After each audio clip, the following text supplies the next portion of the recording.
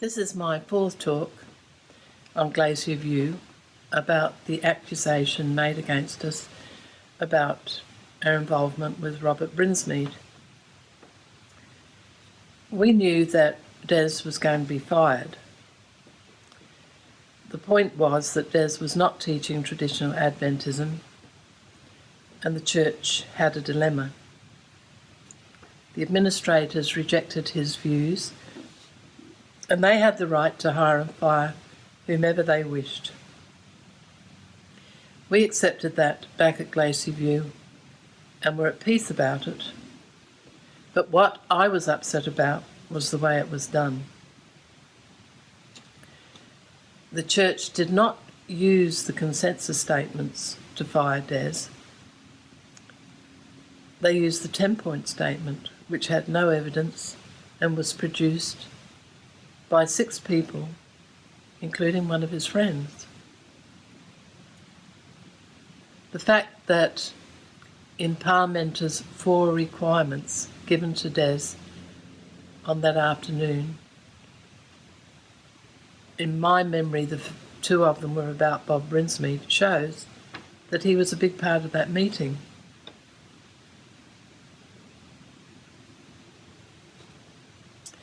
Most people at Glacier View wouldn't have any idea about the amount of time that was spent on the issue of Brinsmead in that Friday afternoon meeting.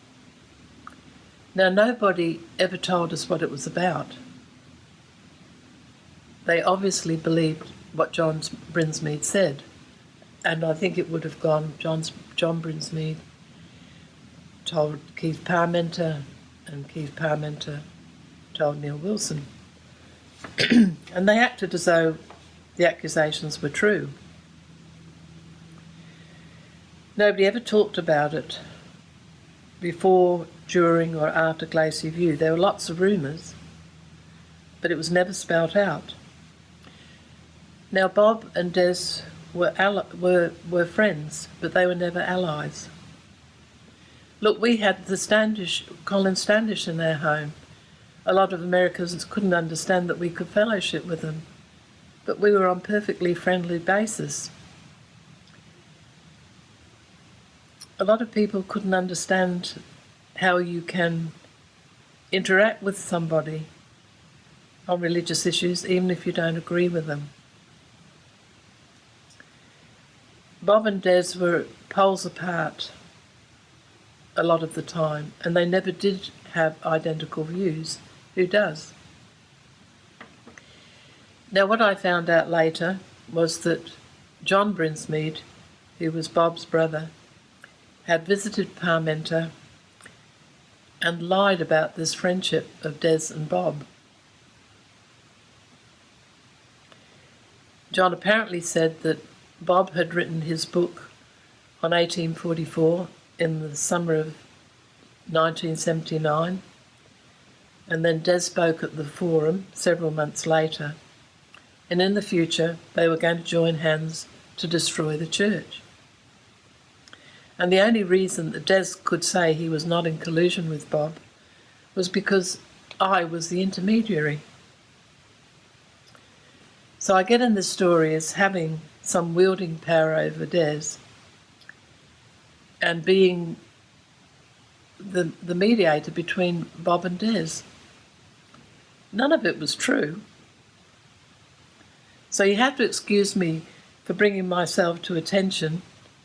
I know that the main issue at Glacier View was Ellen White, but this was a side issue.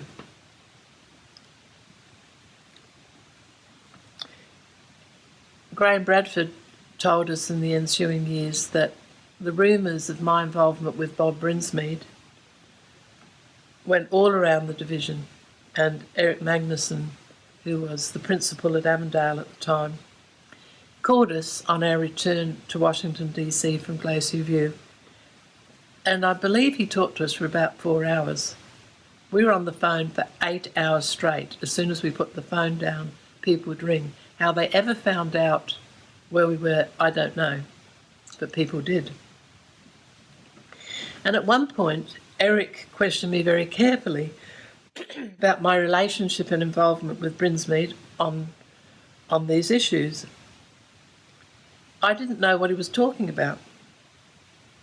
And I asked Eric about it when I came back to Australia sometime before his death, possibly when I was writing my article, Three Strikes and You're Out.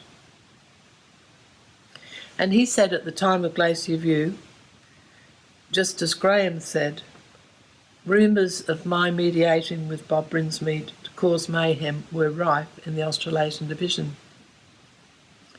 But you have to remember that I'd been in America for 2.5 years and I was totally oblivious to all of it.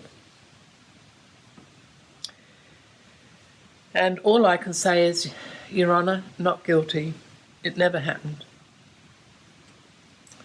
The only slight suggestion that this had happened with John, and it didn't mention his name, was a letter written almost a year before Glacier View, where Parmenter wrote that a member of the Brinsmead family had been to visit the division and made certain claims, which I believe he spelled out.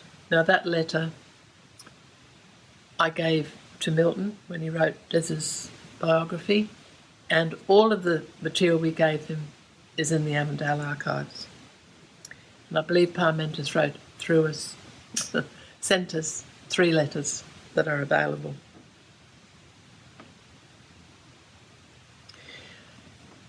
So, of course, I kept asking after Glacier View, what was all that about?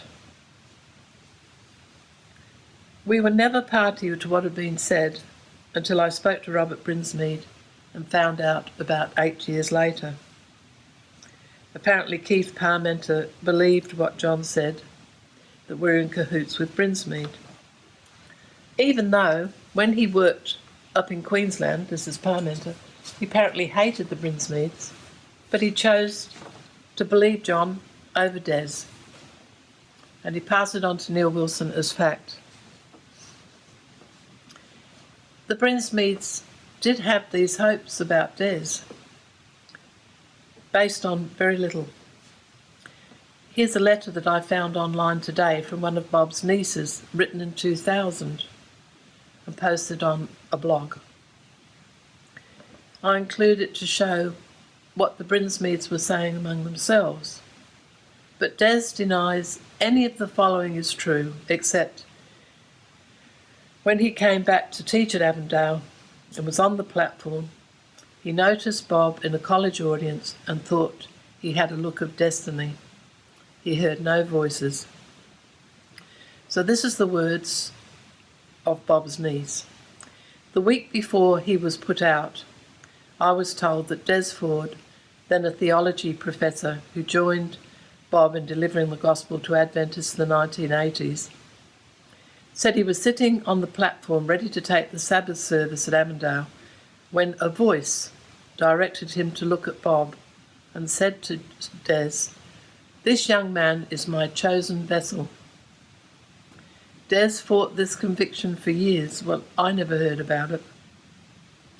Desmond ended up in our home for months when his wife was dying of cancer. So I had many hours of dialogue with Bob, and eventually, a few years later, joined forces. Des said that his memory is he was in the home of another Brinsmead, Laurie Brinsmead. His wife was a nurse and looked after Gwen. He probably visited Hope's home, but he wasn't there for months because he was teaching at Avondale.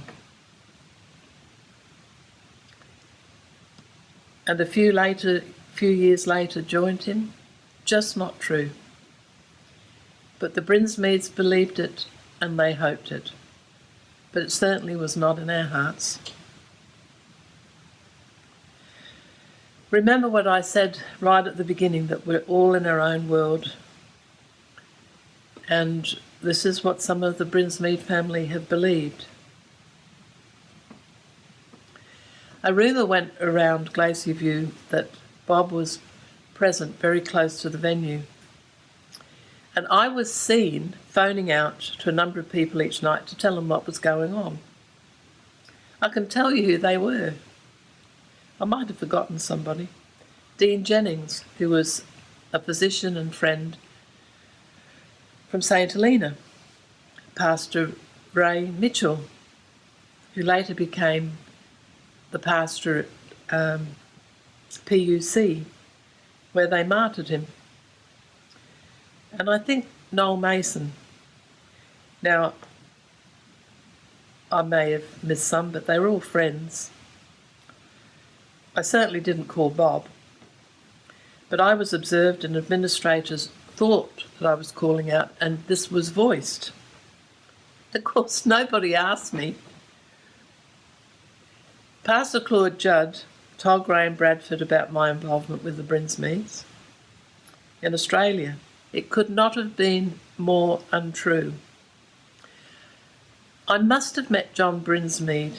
I took Des's combi van up to Queensland. This is before we were married and Gwen was still alive. I believe that's the only time I ever met him. I don't think I ever spoke to him. I saw him because I have a picture of him in my mind.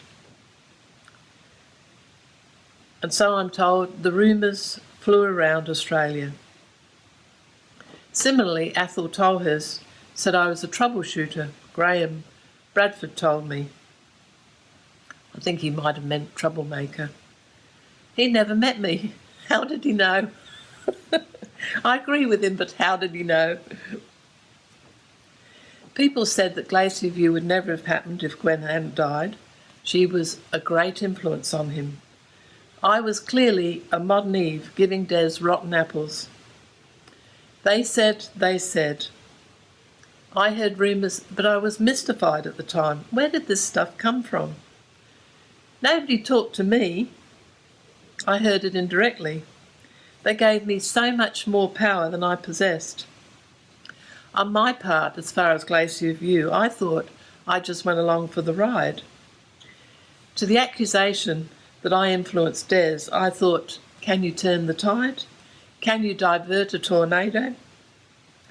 Through a series of forces and events, it seems to me that we dipped our feet in the stream and it carried along.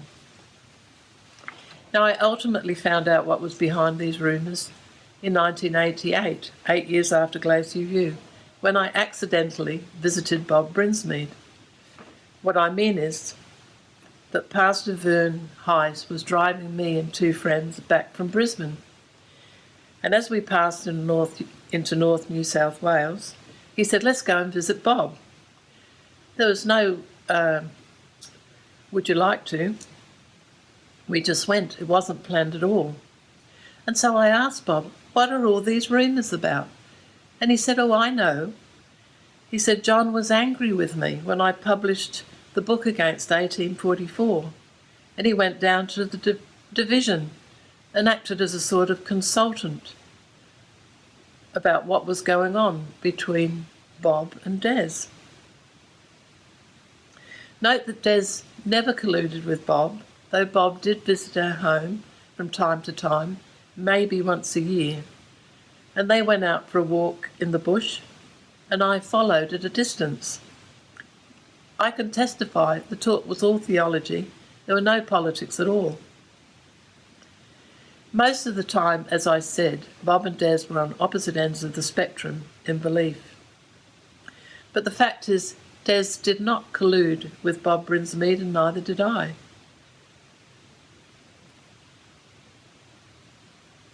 Rather, Keith Parmenter colluded with John Brinsmead. And it wasn't just one visit, according to Bob. The division used John as a consultant to find out what Bob and Des were doing, together and separately. Now, when I tried to talk to Norman about this, he discounts it. But he's in a different world to me. We've all got our own world. And this was my experience at Glacier View. And after. Now, when I came back to Australia, I was about 56, and I looked after my mother for about 4 years. So at the age of 60, I went back to university and I did 2 courses. One was a graduate diploma in local, family and applied history, and I also did a Master of History at Armidale at UNE. I've written a number of books, including 3 history books. I know the importance of evidence. I wrote for one of my classes at UNE an article on Des's view of prophecy, how it developed, and how it ultimately led to his dismissal. And later on, I thought, I'll find out who sent out the tapes of Des's forum.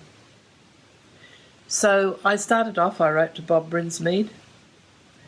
I got Norman Jarnis's number. He was the editor of Verdict Publications. And Laura Shaw, the daughter of Jack Swamer, wrote to him with a list of my questions. They all denied ever sending anything out authored by Des. And when you think about it, why would they? Because every small organisation needs a support base and would not want their funds diverted elsewhere.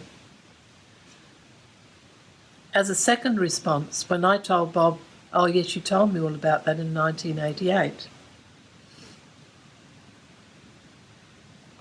And so Bob, who was reluctant to talk about it, said, I have decided to write, in his prophetic voice. And he wrote me an email stating what he said in 1988. So now I had documentary evidence of what Bob said. He said that the visitation of John with Parmenter was still a sensitive issue between him and John. I gave this written evidence to Milton from the point of view of the Brinsmead camp, which shows that it really happened. Also, Trevor Lloyd, I'm not sure, it wouldn't have been about the same time, but after Glacier View, did many oral interviews, and he did one with Claude Judd. Claude, he worked at the division, affirmed that John Brinsmead met with the division and added that the division had John Brinsmead sign an affidavit that what he told them was true. So Milton now has written evidence from both sides that this was true. John Brinsmead visited Parmenter. He told him a barrel of porkies. What he said was fabricated, totally made up for reasons that are difficult to comprehend. But it stemmed from the fact that John was unhappy with Bob when he wrote the book debunking 1844. Now let's go back to the Friday afternoon meeting at Glacier View in 1980. I can tell you that Bob Brinsmead was the elephant in that room on the Friday afternoon. Des's so-called collusion with Bob was a major weapon in Parmenter's arsenal. The problem was we were never told by him or the administration why they were asking us these questions and what they were alluding to. Parmenter, as I mentioned, believed what John Brinsmead said. He did not believe us. How strange. When we heard about John Brinsmead's involvement, or even at the time of Glacier View when we didn't understand it, we were somehow comforted. We thought it so bizarre that God must have permitted it, and I believe he did. But it took 8 years after Glacier View before I began to sort out what had happened.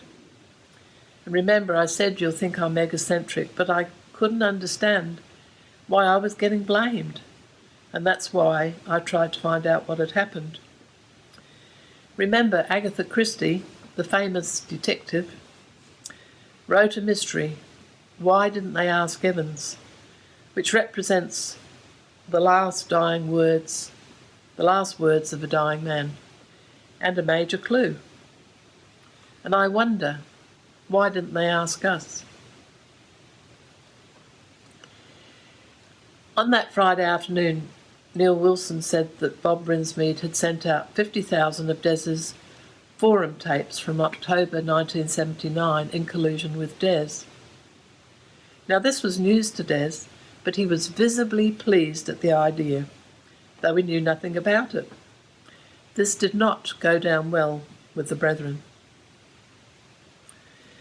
In 2007, when I investigated who did send out the tapes, it turned out not to be true that Bob sent them at all. And 50,000 was a fabricated figure, a guess about something that never happened.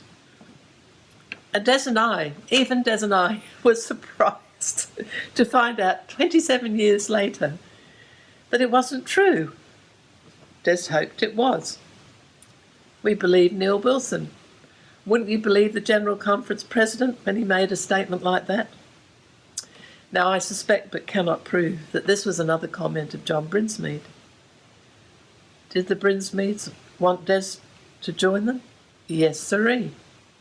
After Glacier View, on the drive back to California, must have been when we stayed somewhere. I have no memory of this trip except that Dr. Jack Swamer called Des on behalf of Bob and offered him all sorts of perks if he'd join him. I was there. I heard Des say, I couldn't do that. People would think I colluded with you. Okay, all of you who believe in this collusion of Des, me and Bob, I ask you, what evidence have you got that since Glacier View, Bob and Des joined together to destroy the church? We did have a meeting in St. Helena once, and I remember that a number of the participants, having given up Adventism, were drunk. Smuts Van Rooyen pointed out that the reason that Paxton was weeping was because he was drunk. And I hadn't recognised it. I should have known from my past life. Anyway, there's getting to... I think after that, I don't know whether it was before or after, Des was going to speak with Bob somewhere, and just before the event, Bob came out against the Sabbath, and so Des said he would not go. And apart from that, Des met Bob at a wedding since we've been here. We're on good terms. Look, we're on good terms with Colin Standish. We're on good terms with, if they were still alive, Pastor Parmenter and Elder Wilson. We'd give Ted Wilson a hug. But we didn't collude with Bob Brinsmead.